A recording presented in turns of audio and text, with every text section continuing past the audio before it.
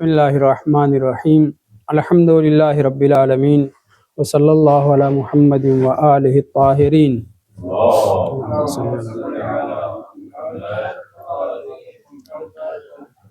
ولعنۃ اللہ علی اعدائہم اجمعین۔ بسم اللہ الرحمن الرحیم یا ایہا الذین آمنوا اذا قمتم الی الصلاۃ الی آخر۔ آیت کریمہ جو پہلی آیت ہم نے انتخاب کی ہے اس سلسلے میں گفتگو کرنے کے لیے کہ جس سے احکام شرعی کا استنباط ہوتا ہے، اس میں خطاب مومنین سے ہے۔ کیوں مومنین سے خطاب؟ اس کی 3 وجہ بیان کی جا چکی ہیں۔ اس کے بعد آگے کہا جا رہا فَاغْسِلُوا وُجُوهَكُمْ، تم اپنے چہروں کو دھلو۔ یہاں پہ اس سے قطع نظر کہ یہ وضو کے بارے میں آیت ہے، مگر صرف فَاغْسِلُوا سے ہم علیکم السلام یہ فائدہ اٹھاتے ہیں کہ صاحبان ایمان کو غسل کرنا ہے، دھلنا ہے، پاک و صاف رہنا ہے، اور خداوند متعال نے اس طہارت کو، نزاہت کو، پاکیزگی کو پسند کیا ہے، اور صرف پاکیزگی کو پسند نہیں کیا ہے بلکہ پاکیزہ رہنے والوں کو، صاف ستھرے رہنے والوں کو خداوند متعال دوست رکھتا ہے، اور جس کا اعلان خود اسی سورہ بقرہ کی آیت نمبر 222 یعنی 222 نمبر آیت میں ارشاد ہوتا ہے، ان اللہ یحب التوابین و یحب المتطہرین۔ خداوند متعال کثرت سے توبہ کرنے والوں سے پیار کرتا ہے اور پاک و پاکیزہ رہنے والوں سے محبت کرتا ہے۔ تو اللہ نے 2 چیز، ایک تو یہ کہ خود طہارت کو پسند کرتا ہے، دوسرے طیب و طاہر علیکم السلام طیب و طاہر رہنے والوں کو بھی خداوند متعال دوست رکھتا ہے، پاک و پاکیزہ رہنے والوں سے محبت کرتا ہے۔ ہم آپ جانتے ہیں کہ شرعی طہارت کیا ہے؟ یا پانی سے حاصل ہوتی ہے یا مٹی سے حاصل ہوتی ہے۔ انسان کی شرعی طہارت اور بھی وجہ ہیں، جیسے کہ اگر انسان کافر ہو تو جب تک وہ مسلمان نہیں ہوگا ذاتاً وہ پاک و پاکیزہ نہیں ہوگا۔ مشرکین نجس ہیں، نجیس ہیں، اس سلسلے میں گفتگو آئندہ کریں گے۔ تو انسان کے ظاہری طہارت جس کے بعد وہ نماز وغیرہ پڑھ سکتا ہے، اس کے 3 طہارت ہے، وضو، غسل اور تیمم، جس میں سے 2 طہارت مائی ہے اور 1 طہارت ترابی ہے۔ تیمم کو طہارت ترابیہ اور غسل و وضو کو طہارت مائیہ کہا جاتا ہے۔ خب اعلان کیا ہے؟ اعلان یہ ہے کہ اللہ عز و جل پاک و پاکیزہ رہنے والوں سے محبت کرتا ہے، اور زیادہ سے زیادہ توبہ کرنے والے، تواب صیغہ مبالغہ ہے یعنی کثرت سے توبہ کرنے والے، یعنی ہو سکتا ہے وہ کسی دن گناہ نہ کریں پھر بھی اس دن بھی استغفر اللہ ربی و اتوب الیہ کہنا چاہیے، کیونکہ پیغمبر اسلام صلی اللہ علیہ وآلہ وسلم جن کے سلسلے میں تمام مومنین کا یہ اعتقاد اور عقیدہ و پختہ عقیدہ ہے کہ وہ ہر قسم کے گناہ ہو، رس ہو، سہو و نسیان و ہذیان سب سے پاک و پاکیزہ ہے۔ میں مومنین میں نے کہا تو ان کے سلسلے میں کسی ذنب کا، گناہ کا تو تصور نہیں ہے، پھر وہ استغفر اللہ کیوں کہیں گے؟ لیکن اس کے باوجود جب یہ گفتگو ہوئی تو پیغمبر نے، یعنی یہ جب سوال ہوا کہ آپ کو تو اللہ نے پاک و پاکیزہ رکھا ہے، سورہ فتح میں اعلان ہے انا فتحنا لک فتحا مبینا لیغفر لک اللہ ما تقدم من ذنبک وما تأخر۔ مغفرت کے لیے ضروری ہے کہ گناہ ہو۔ اللہ کہہ رہا ہے کہ ہم نے آپ کے ما تقدم گناہ کو بھی معاف کر دیا ہے، اور آئندہ جو آپ گناہ کریں گے اس کو بھی ہم نے معاف کر رکھا ہے۔ تو جیسے محو اس بات کے لیے ہم نے گفتگو کی تھی کہ محو کے لیے ضروری ہے کہ پہلے ثابت ہو، اور اس بات کے لیے ضروری ہے کہ پہلے نہ ہو۔ یہاں پہ بھی ما تقدم ذنب کو بھی معاف کیا ہے اور ما تأخر ذنب کو، تو اس سے پتہ چلتا ہے کہ پہلے گناہ تھا پھر معاف کیا ہے، آئندہ گناہ ہوگا تو اسے معاف کرے گا نہیں۔ پیغمبر اسلام کے سلسلے میں ہمارا ایسا کوئی تصور نہیں ہے۔ آیت تطہیر کے سربراہ جناب رسول خدا جناب امیر المومنین علیہ السلام، ان سے کسی قسم کے گناہ کا کوئی تصور نہیں ہے۔ اس آیت کے سلسلے میں ہم نے یہاں گفتگو کی ہے، پہلے دہرائیں گے نہیں، صرف ایک جملہ کہہ کے آگے بڑھیں گے کہ اللہ نے مومنین کے گناہوں کو، چونکہ وہ رسول خدا کی سربراہی میں ہیں، ان کی امت ہیں، لہٰذا چھٹے امام فرماتے ہیں کہ مومنین کے گناہوں کو جوڑ دیا رسول خدا سے۔ ما تقدم من ذنبک ما تاخر من ذنب سے تعلق رسول خدا کا گناہ نہیں ہے، بلکہ امت رسول میں بھی وہ امت جو رسول خدا کی شیدائی اور ان کے اہل بیت کی چاہنے والی ہے، ان کے ما تقدم و ما تاخر گناہ کو خدا معاف کرنے کا اعلان سورہ فتح میں کر رہا ہے، پیغمبر کے گناہ کا نہیں۔ یہ مختصر سے جواب۔ دوسری آیت سورہ توبہ کی آیت نمبر کتنی ہے؟ 108۔ اس میں خداوند متعال اعلان کر رہا ہے، آگے پیچھے بھی آیت ہے، اس سے کوئی تعلق نہیں ہمارا، محل گفتگو میں اس فقرہ فیہ رجال یحبون ان یتطہروا واللہ یحب المطہرین۔ یہ متطہرین باب افتعال میں جب تے سے پہلے وہ بعد میں تو ہو تو تو سے بدل جاتا ہے، ادغام ہو جاتا ہے، وہ آپ تجوید میں پڑھ چکے ہیں۔ یہاں کیا کہا جا رہا ہے؟ اس آیت میں بھی اعلان کیا جا رہا ہے کہ اس گھر میں پاک و پاکیزہ رہنے والے، طہارت کو دوست رکھنے والے لوگ رہتے ہیں، اور خداوند متعال پاک و پاکیزہ رہنے والوں کو پسند کرتا ہے۔ خیر، آیت ہماری محل گفتگو جو ہے اس پہ آ جائیں۔ صاحبان ایمان سے خطاب کر کے فغسلو کا حکم ہے، یعنی کیا؟ یعنی پاک و پاکیزہ رہنا۔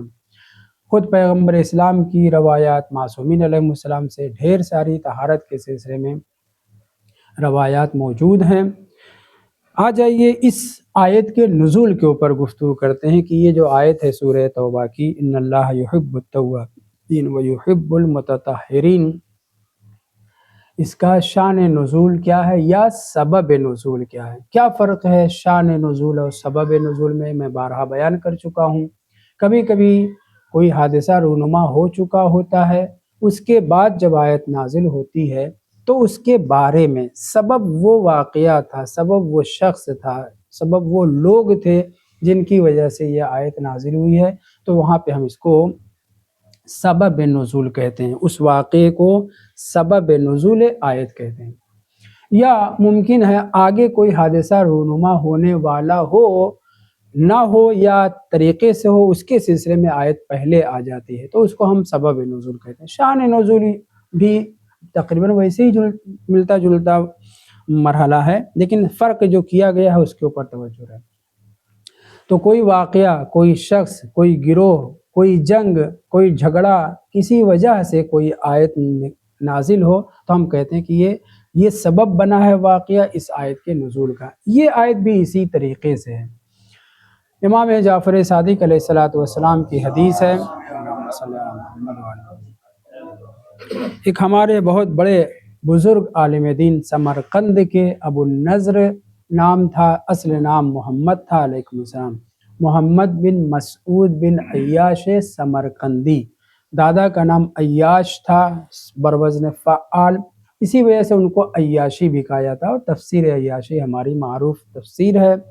یہ بزرگوار، اس بزرگوار نے 200 سے زائد کتابیں لکھی ہیں، مگر ہم تک صرف یہی ایک تفسیر عیاشی پہنچی ہے۔ میں نے کہیں پڑھا تھا کوئی ایک چھوٹی سی کتاب اور بھی پہنچی، بہرحال وہ مجھے اس وقت یاد نہیں تو میں کیوں چھیڑوں اس کو، صرف اتنا ذہن میں رکھیے کہ 200 سے زیادہ اس بزرگوار نے کتاب لکھی ہے، جس میں ایک تفسیر عیاشی بہت مشہور کتاب ہے، بہت مشہور روایتیں اس کے اندر ہیں، اور یہ روایت جو میں پڑھنے جا رہا ہوں کافی میں بھی موجود ہے، دعائم الاسلام میں بھی موجود ہے، اور ہماری فقہی کتابوں میں بھی اسی آیت کے ذیل میں جو تفسیروں میں ہے وہ تو ہے ہی۔ کیا ہے؟ جناب عیاشی محمد بن مسعود بن عیاش سمرقندی، سمرقند کے رہنے والے تھے، پہلے شیعہ نہیں تھے، جب شیعہ ہوئے تو جیسے بعض لوگ بالکل گرم شیعہ ہوتے ہیں، شیعہ ہونے کے بعد گرم ہوتے ہیں، ویسے یہ بھی تھے، بہت زبردست چیزیں لکھی ہیں، من جملہ اس کے یہ تفسیر عیاشی۔ اس میں چھٹے امام سے یہ نقل کرتے ہیں کہ نہ صرف یہ کہ مسلمان بلکہ غیر مسلمین سب پہلے اسلام آنے سے پہلے، حکم اسلام جاری ہونے سے پہلے ٹوائلٹ کی صفائی جو ہے پانی سے نہیں کرتے تھے، کپڑے سے، پتھر سے یا اس جیسی چیزیں ڈھیلے سے یہ کیا کرتے تھے۔ یہ چھٹے امام سے ایک دو روایت نہیں، کئی روایت ہیں۔ جو ایک روایت میں نقل کر رہا ہوں وہ یہ ہے کہ کہتے ہیں کہ طہارت کے حصول کے لیے، کس کے بعد؟ 2 نمبر کے بعد، پیخانے کے بعد طہارت کے حصول کے لیے پانی استعمال ہی نہیں ہوتا تھا، رسم ہی نہیں تھا، پانی ہوتا نہیں تھا ایک تو، اور وہ بھی گڈھے وغیرہ میں معمولی خراب پانی ہوتا تھا، اس کو لے کر کے آ کے پیتے تھے۔ تو طہارت کے لیے وہ لوگ پانی استعمال نہیں کرتے تھے، یہاں تک کہ پیغمبر اسلام کے زمانے میں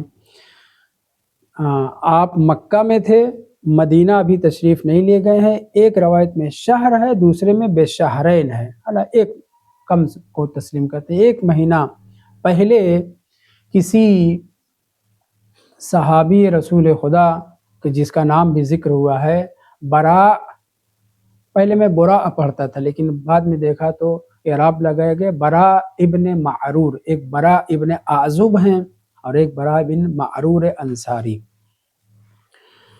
یہ مسجد قباء جہاں بنی ہوئی ہے خارج مدینہ، وہاں کے رہنے والے تھے، بنی سلمہ قبیلے کے سربراہ کہلاتے تھے، پیغمبر کے بہت زیادہ دلدادہ، بہت زیادہ چاہنے والے تھے۔ جو بیعت عقبہ پہلی ہوئی ہے اس میں جو 70 آدمی بیعت کرنے کے لیے آئے تھے ان میں سے ایک یہ تھے، اور بہت ہی گرم مومن تھے، بہت زیادہ پیغمبر اسلام کے چاہنے والے۔ عام طور سے وہاں جب کھانا لوگوں کو نہیں ملتا تھا عرب میں تو وہ کیا کرتے تھے، کھجور کھا لیا، پانی پی لیا، چل گیا، طاقتور بھی ہوتی تھی۔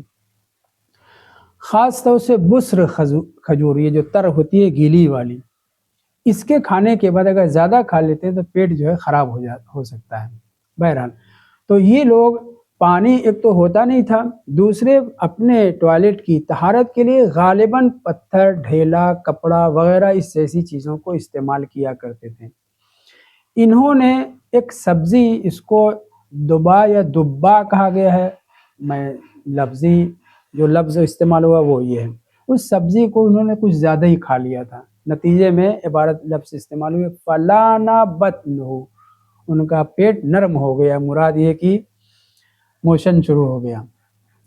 تو انہوں نے بجائے اس کے کہ کپڑا استعمال کریں، بجائے اس کے کہ پتھر استعمال کریں، انہوں نے پانی استعمال کیا، پانی سے طہارت کی۔ پیغمبر اسلام، اچھا انہوں نے جب ایسا کیا تو بعد کے لوگوں نے بھی، ان کے قبیلے والوں نے بھی شروع کیا، اور یہ اہل قباء اس طریقے سے کپڑے کے بجائے پتھر استعمال کرنے کے بجائے پانی سے دھلنے لگے۔ پیغمبر اسلام جب تشریف لائے تو آپ نے طلب کیا ان کو، تو وہ سمجھے کہ میں نے یہ بھی پوچھ کر کے کہ انہوں نے جو ٹوائلٹ کو اپنے صاف کیا، اس سلسلے میں گفتگو کرنا ہے، تو وہ ڈرے کہ یہ جو میں نے رسم ہے، مرسوم ہے، اس کے خلاف کیا، کہیں پیغمبر مجھے ڈانٹیں گے تو نہیں۔ بہرحال کسی طریقے سے حاضر ہوئے امام پیغمبر کی خدمت میں۔ 2-3 واقعے ہیں، مختلف طریقے سے میں خلاصہ آپ کے سامنے پیش کر رہا ہوں۔ تو جب آپ نے پوچھا تو انہوں نے کہا کہ میرا پیٹ ایسے خراب ہو گیا تھا، میں نے اس لیے پانی استعمال کیا، ورنہ جو مرسوم ہے، دوسرے لفظوں میں شریعت ابراہیمیہ حنیفیہ سے جو چلتا آ رہا میں وہی کرتا۔ 3 ڈھیلے سے پاک کرنا یہ اسلام سے پہلے تھا، توجہ سنیں اس کو، 3 ڈھیلے سے پاک کرنا، صاف کرنا، یہ اسلام سے پہلے تھا، یعنی اسلام سے مراد یعنی پیغمبر اسلام کے حکم لانے سے پہلے تھا۔ تو جیسے انہوں نے بیان کیا کہ میری حالت ہو گئی تھی اس لیے میں نے ایسا کیا، پیغمبر نے کہا ہنیئا لک، تمہیں مبارک ہو، تم نے اچھا کام کیا، بہتر کام کیا ہے۔ اور یہ پھر اس کے بعد ایک جملہ اور بھی کہا کہ نہ صرف تم بلکہ پورے اہل قباء کی مدح و ثنا میں ایک آیت نازل ہوئی ہے۔ اس کے اوپر میں آتا ہوں۔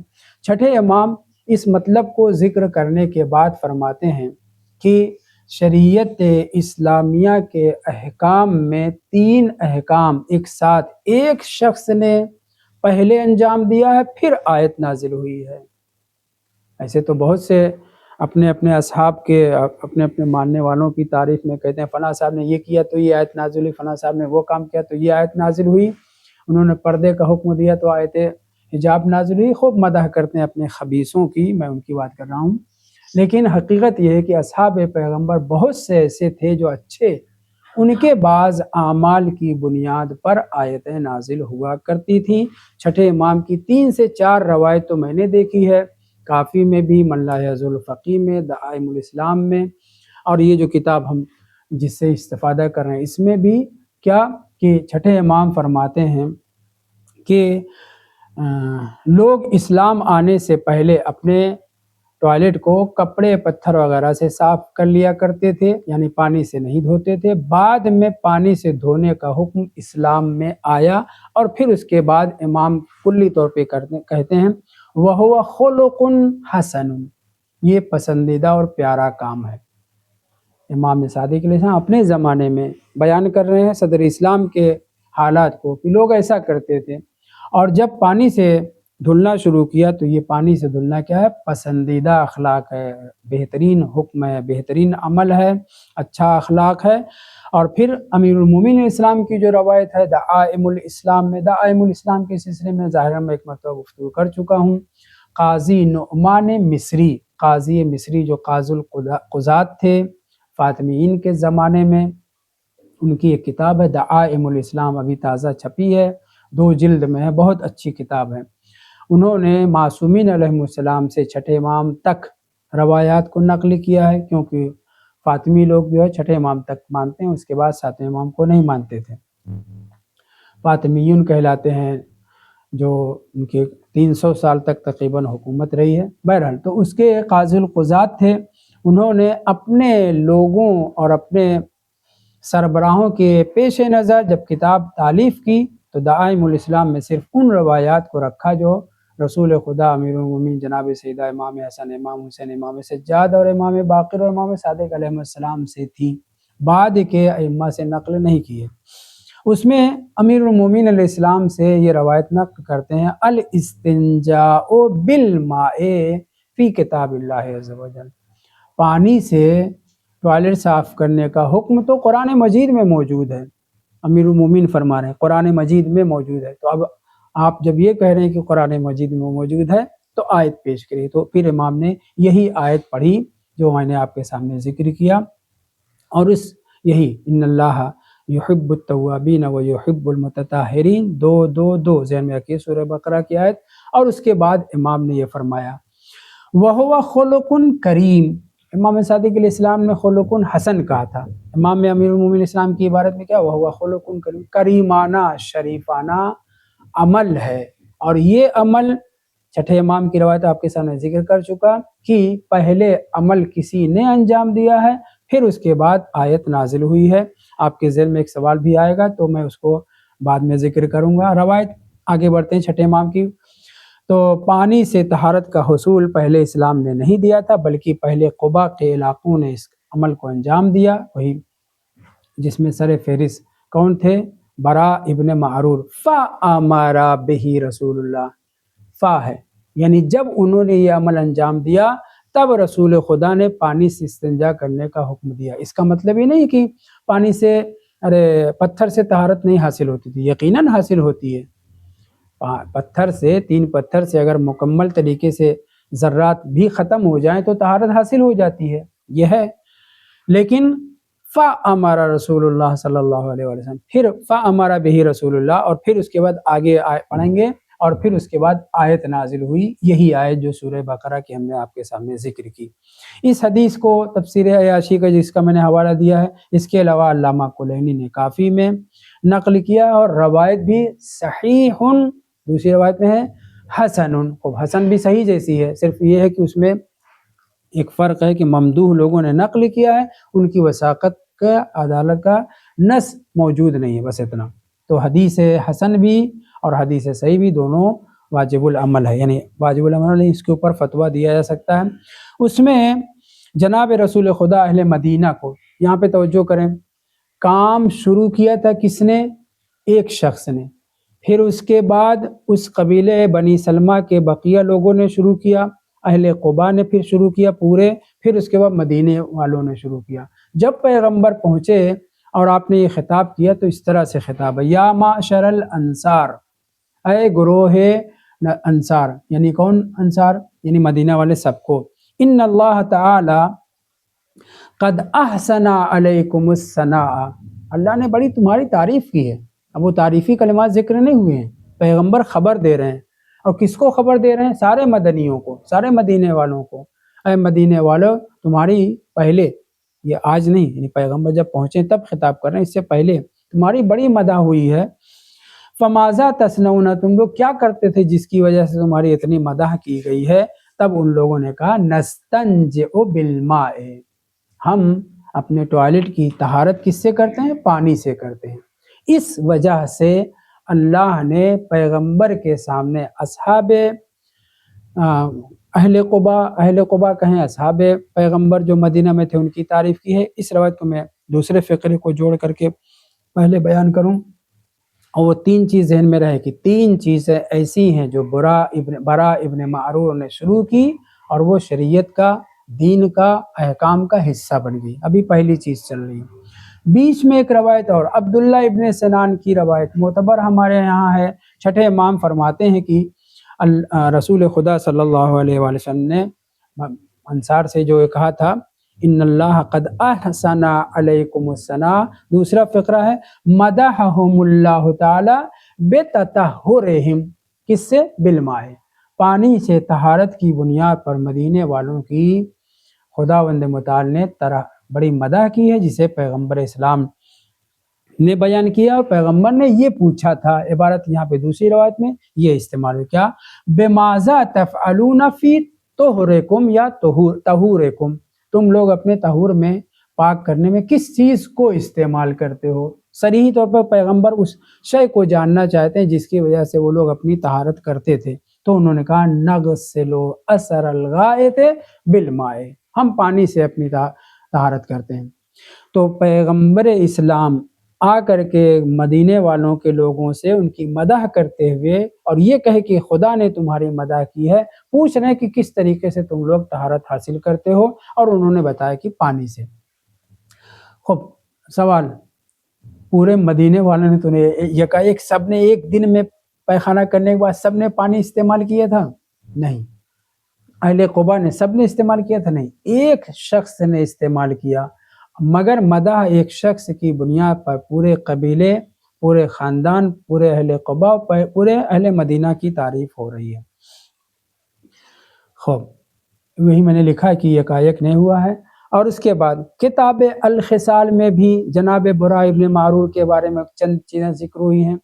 ہماری کتابوں میں بڑی مدح ہوئی ہے، اور سنیوں کی کتابوں میں جیسے اسد الغابہ اور سیر و اعلام النبلاء، اس کو سیر و اعلام النبلاء نہ پڑے گا، سیر ہے، سیر و اعلام النبلاء، کس کی؟ خبیث شمس الدین ذہبی کی کتاب ہے، کئی جلد، 20 جلد سے زیادہ ہے۔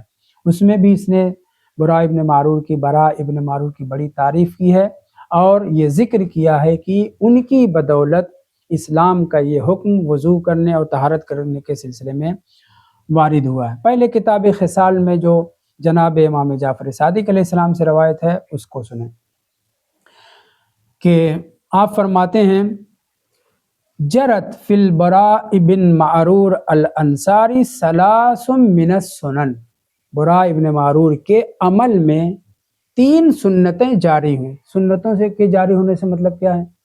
پیغمبر نے نہیں پہلے کیا ہے، پہلے برا نے انجام دیا ہے، پھر لوگوں نے، دوسروں نے۔ یہ کہنا چاہ رہے ہیں کہ جو انہوں نے عمل انجام دیا تھا وہ اسلام میں جز بن گیا، شریعت کا دستور بن گیا، حکم بن گیا۔ جرت فی البراء بن معرور الانصاری ثلاث من السنن، وہ تینوں سنتیں آپ کو بیان کرنا ہے، اور پھر آپ کی زحمت تمام۔ ایک، اولاہن فإن الناس كانوا یستنجون بالاحجار، دوسرے لفظوں میں کپڑا وغیرہ، قطن وغیرہ بھی استعمال ہوا ہے۔ فأکل البراء بن معرور الدباء فلان بطنه فاستنجى بالماء فانزل اللہ تعالی فیہ۔ توجہ کریں، پہلے برا نے انجام دیا یہ، پھر ان کا نے وہی دبا کھا لیا تھا، پالک یا کس چیز کو کہتے ہیں، اسے مجھے یاد نہیں، کدو زیادہ کھا لیا تھا، پیٹ ان کا جو ہے لانا نرم ہو گیا، یعنی دوسرے لفظ موشن شروع ہو گیا، اور پھر انہوں نے پانی سے دھلا۔ یہاں کہہ رہے ہیں کہ لفظوں پہ غور کریے، فَأَنزَلَ اللَّهُ فِيهِ، پھر خداوند متعال نے ان کے سلسلے میں یہ آیت نازل کی، ان اللہ یحب التوابین و یحب المطہرین فجرت السنت فی الاستنجاء بالماء۔ اس دن جس دن یہ کام کیا تھا اور اس کے بعد یہ سنت جو ہے جاری ہوئی، پہلے پتھر سے طہارت حاصل ہوتی تھی، اسلام کا بھی یہی حکم تھا، یعنی ایسا نہیں کہ صرف کفار قریش کرتے رہے، اسلام کا بھی یہی حکم تھا، پتھر سے، کپڑے سے، لکڑی سے، جس چیز سے بھی پاک صاف کر سکتے تھے۔ اور یہ مسلمانوں کے ساتھ ساتھ بنی ہاشم، اور اس سے آگے نہیں جاؤں گا، ان کا بھی یہی عمل تھا، کیونکہ طہارت کے لیے کوئی تیمم ہم کر لیتے ہیں، اس کے بعد اپنے آپ کو ویسے ہی گندہ سمجھتے ہیں، جبکہ آپ تیمم کرنے کے بعد مکمل طیب و طاہر ہیں۔ واضح ہے، آپ نماز پڑھ سکتے ہیں، آپ قرآن پڑھ سکتے ہیں، دوسرے وہ طہارت کے ساتھ جو اگر شرط باقی ہے تیمم کی تو آپ پاک و پاکیزہ ہیں، بس یہ ہے کہ طہارت ترابیہ ہے۔ لیکن دل مطلب بعض مومن باقاعدہ کہہ دیتے ہیں، بول دیتے ہیں، ارے یار وہ تیمم تو کر لیا ہے، لیکن ہمت نہیں ہوتی مصلی پہ کھڑے ہونے کی، یہ سب نہیں چلے گا۔ طہارت تیمم کے ذریعے سے جو طہارت حاصل ہوئی، اس کا وہی حکم ہے جو غسل کا، وہی حکم ہے جو وضو کا ہے۔ آپ کے مزاج کا اسلام نہیں ہے، آپ اپنا مزاج جو اسلام کے مطابق بنائیے۔ ویسے ہی اسلام آنے کے بعد 10-12 سال تک کیسے وضو کرتے تھے، کیسے طہارت کرتے تھے؟ اسی پتھر کے ذریعے سے۔ اور پھر جب برا ابن معرور نے یہ عمل انجام دیا ہے، فجرت السنت بہ، پھر یہ سنت جاری ہوئی، اور پھر آیت قرآن نازل ہوئی ہے جو سورہ برات کی، سورہ بقرہ کی، فجرت السنت فی الاستنجاء بالماء۔ توجہ کریں، کتاب کافی میں جناب کلینی صاحب نے یہی چھٹے امام سے، اس روایت کو میں نے ابھی چھوڑا نہیں، جو پہلا ابھی اولاہن 3 سنتیں جاری ہوئی ہیں، 2 سنتیں باقی ہیں، کہ برا ابن معرور نے پہلے عمل انجام دیا، پھر رسول خدا نے سارے انصاریوں کی مدح کی، پھر آیت نازل ہوئی اور آیت کو پڑھ کر کے سنایا۔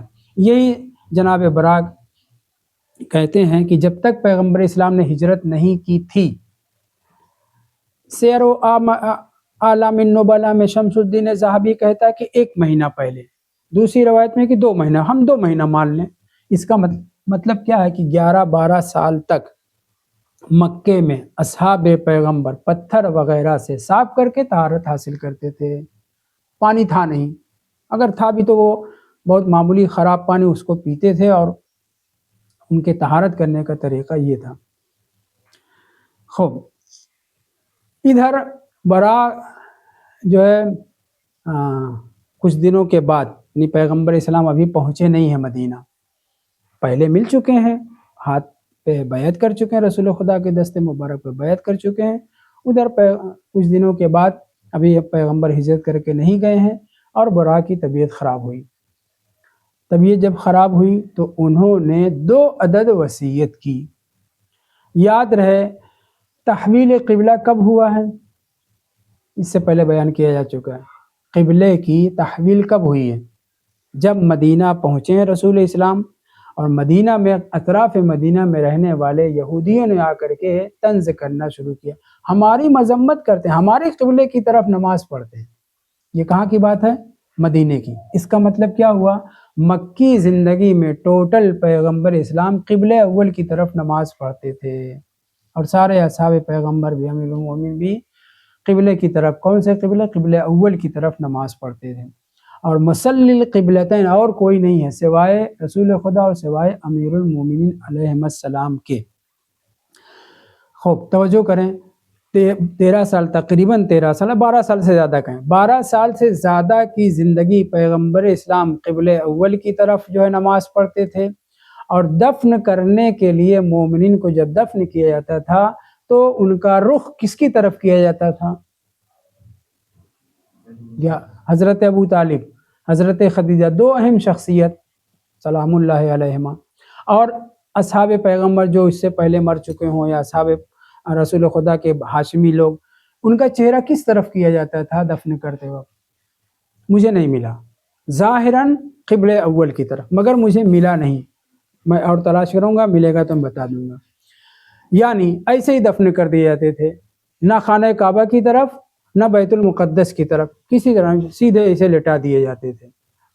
جب تک نہ ملا ہو تب تک بولنا نہیں چاہیے، لیکن میں صرف آپ لوگوں کے ذہن میں سوال ابھار رہا ہوں تاکہ آپ بھی تلاش کریں۔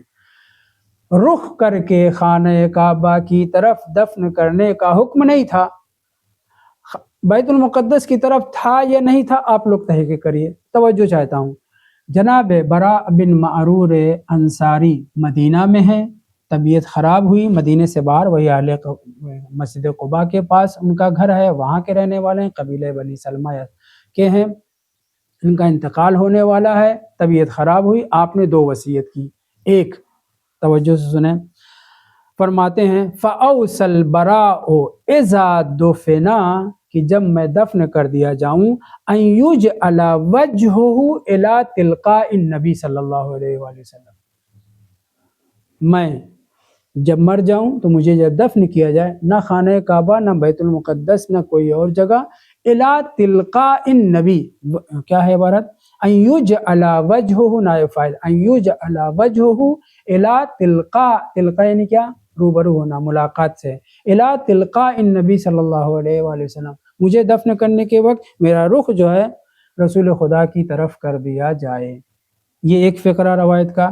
دوسرا روایت جو کتاب خصال میں، ہماری کتاب میں ہے، وہ یہ ہے فَلَمَّا حَضَرَتْهُ الْوَفَاةُ، جب براء بن معرور کو وفات ان کی قریب موت کے آثار نمایاں ہوئے، کان غائباً عن المدینہ، غائباً عن المدینہ سے مراد یہ ہے کہ اپنے علاقے میں تھے، قباء کے علاقے میں تھے، فَأَمَرَ أَن يُحَوَّلْ وَجْهُهُ إِلَى رسول اللہ صلی اللہ علیہ وآلہ وسلم، ہماری کتاب ہے یہ، کافی اور الخصال، ان سب میں یہ ہے کہ جناب براء بن معرور اتنا پیغمبر اسلام کو چاہتے تھے کہ اگر حکم بیت المقدس کی طرف رہا ہو، کہ ابھی مجھے پتہ نہیں ہے، میں اپنی جہالت کا اعلان کر رہا ہوں، مجھے پتہ نہیں ہے کہ اس وقت جس وقت تک قبلے کی طرف دفن ہونے کا حکم نہیں تھا، آیا بیت المقدس کی طرف حکم تھا یا نہیں تھا، معلوم نہیں۔ انہوں نے اگر تھا تو یہ صحابی رسول اس حکم کی خلاف ورزی کر رہا ہے، بہت معتبر، بہت اہم، سلام اللہ علیہ، رضوان اللہ تعالیٰ علیہ، مگر جو ہے حکم کی خلاف ورزی کر رہے ہیں۔ اگر بیت المقدس کی طرف دفن رخ کر کے حکم تھا تو یہ خلاف ورزی کر رہے ہیں۔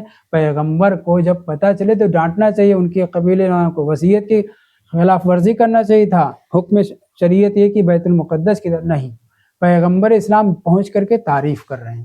اس کا مطلب کیا ہوا؟ اس کا مطلب یہ ہوا کہ قبلہ اول بہت مقدس ہے، نماز قصر و تمام میں، جیسے کربلا میں، جیسے کوفہ میں، جیسے حرم امام حسین علیہ السلام میں، ویسے ہی مسجد مقدس بیت المقدس میں بھی آپ جو ہے سفر کرنے کے بعد آزاد ہیں قصر و تمام میں۔ بہت عظمت ہے قبلہ اول، کئی ہزار انبیاء دفن ہیں اس کے ارد گرد، اس کے بیت المقدس کے ارد گرد بڑے زیادہ انبیاء وہاں پہ دفن ہیں، وادی السلام میں بھی 2000 سے زیادہ، اور وہاں پہ بھی۔ بہرحال بہت عظمت ہے، اس کے باوجود کیا شریعت کے حکم کی اس طرح سے مخالفت کی جا سکتی ہے؟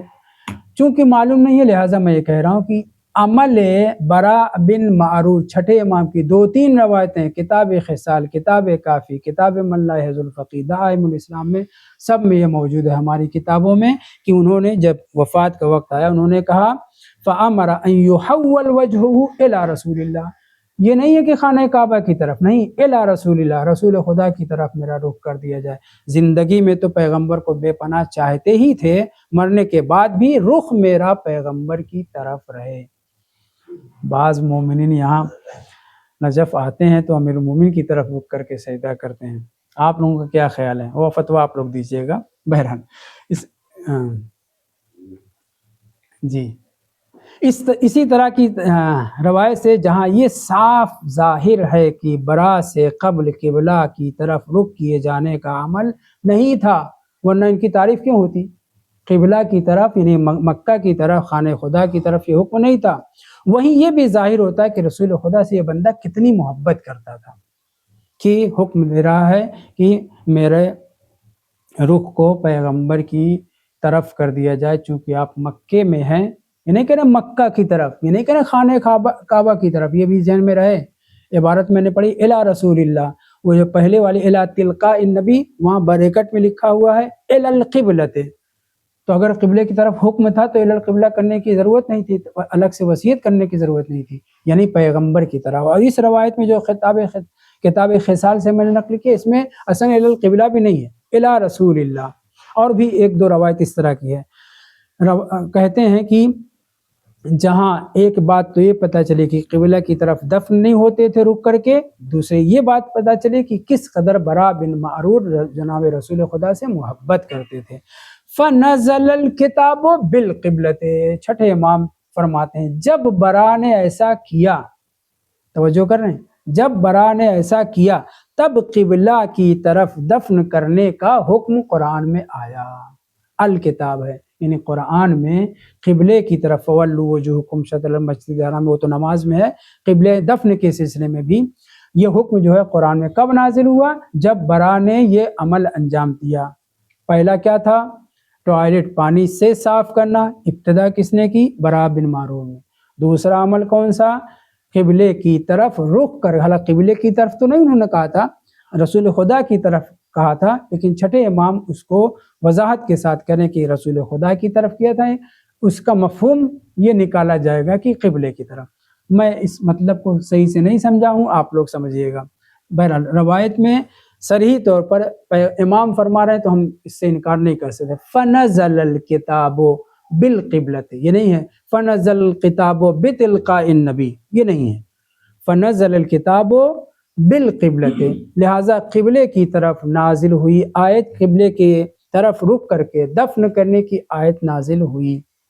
تو دو یہ عمل ہوا، تیسرا عمل اور آپ کی زحمت تمام، جسے قرآن کا حصہ اور سنت رسول خدا کا حصہ بنا دیا گیا ہے، شریعت کا حکم ہے، اسلام کا دستور بعد میں بنا، اس پر عمل پہلے کیا گیا ہے، وہ جناب برا بن معرور کا اپنی ماترک ورثہ میراث کے سلسلے میں وصیت کرنا ہے۔ پہلے لوگ کیا کرتے تھے؟ باپ مرا، حتیٰ اس کی کنیز بھی بیٹے کی ہو جاتی تھی، باپ مرا ساری پراپرٹی بیٹے کی، من جملہ اس کے باپ کی کنیزیں بھی اس کی ہو جاتی تھیں، حالانکہ وہ کیا کرتا تھا اس سے بحث نہیں ہے، یہ تھا۔ اگر وصیت نہیں کی ہے تب بھی، وصیت کر کے مرا ہے تب بھی، سب کچھ جو ہے اس کا ہو جاتا تھا۔ سب سے پہلے جس نے مرنے کے وقت اپنی میراث کا ایک حصہ وصیت کیا، ایک حصہ جس میں مرنے والا اپنا کچھ بھی کسی کو بھی دینے کا حکم جو ہے نا شریعت میں، یہ پہلے حکم تھا نہیں، پہلے عمل کیا ہے کسی نے، پھر اس کے بعد آیت نازل ہوئی۔ وہ کون ہے؟ برا بن معرور۔ یہ کہتے ہیں امام صادق علیہ السلام فرماتے ہیں تیسرا عمل، انہوں نے رسول خدا کے نام وصیت، نہیں معلوم یہ تو میں نے کہاں سے لکھا ہے، میں اس کو تلاش کر رہا تھا کہ یہ جو وصیت ایک سدس کی کس کے لیے کی ہے، یہ مجھے ملا نہیں، ظاہر رسول خدا کے لیے۔ بہرحال اس سے قبل ورثہ سارے ارث کے مالک بن جاتے تھے، یا جو بھی مرنے والا وصیت کرتا تھا اس پر عمل ہوتا تھا، پورے مال کی وصیت کے مطابق پورا مال کر کے مرا ہو بغیر وصیت۔ بہرحال بیٹے کی اولاد کا لڑکیوں کو تو دیتے نہیں تھے، بیٹوں کو دیتے تھے۔ امام صادق علیہ السلام فرماتے ہیں اوصا بثلث مال ہی، جناب برا نے اپنے مال کے ایک تہائی کو وصیت کی، فجرت بہی السنت، بہی یعنی کیا؟ جو عمل برا نے انجام دیا اس عمل پر سنت جاری ہوئی، فنزل بہ الکتاب وجرت السنت، ایک اور روایت میں ہے۔ تو اس سے کیا پتہ چلا کہ برا بن معرور جیسے جناب ابو طالب نے بعض ایسے کام کیے جس کے اوپر آیت نازل ہوئی بعد میں، جیسے عبد المطلب نے جب حضرت عبداللہ کو بچانے کے لیے اونٹ کی قربانی 10 20 30 یہاں تک کہ 100 اونٹ قربان کرنے کا، تب قرآن نام آیا 100 اونٹ کے، ہے نا، اور پھر بھی مطمئن نہیں ہوئے، دوبارہ قرآن سے 12 قرآن، تب اس کے بعد جو ہے جناب عبداللہ کے بدلے میں 100 اونٹ قربان کیے گئے، یعنی ایک آدمی کی دیت کتنی ہے؟ 100 اونٹ۔ واضح ہے یہ عبد المطلب نے کام کیا تھا، بعد میں شریعت کا حکم بن گیا۔ ایسے ہی ابو طالب نے بہت سے کام کیے جو بعد میں شریعت کا حکم بنا ہے، من جملہ اس کے بہت سے اصحاب پیغمبر نے یا کچھ حرکت کی یا کچھ عبادت کی، بعد میں جو ہے وہ شریعت کا حکم بنا ہے۔ ان میں سے ایک جناب برا بن معرور انصاری رضوان اللہ تعالی علیہ ہیں، جنہوں نے امام صادق فرماتے ہیں 3 کام انجام دیے، تینوں شریعت کا دین کا حصہ بن گیا۔ ایک طہارت پانی سے، 2 کیا نام ہے قبلے کی طرف رخ کر کے دفن ہونا، حالانکہ ہم تو قبلے کی طرف کہنے کے بجائے رسول خدا کی طرف، لیکن قبلے کی طرف مانتے ہیں کیونکہ امام نے فرمایا ہے، یہ حکم دیا۔ پھر آج سارے مسلمان قبلہ رخ دفن ہوتے ہیں۔ اور تیسرے ثلث کی وصیت کرنا، ایک ثلث میں مرنے والے کو اختیار ہے، کسی کو بھی اپنے معشوق کو محبوب کو دینا چاہے، ایک تہائی اپنے بیٹوں کو بیٹیوں کو نہ دینا چاہے وہ دے سکتا ہے، بس ایک ثلث میں 1/3 میں اس کا جو ہے حکم چلے گا۔ یہ کام سب سے پہلے براء بن معرور نے کیا، اور پھر قرآن کی آیت بھی نازل ہوئی اور رسول خدا نے بھی حکم دیا ہے۔ والحمدللہ رب العالمین۔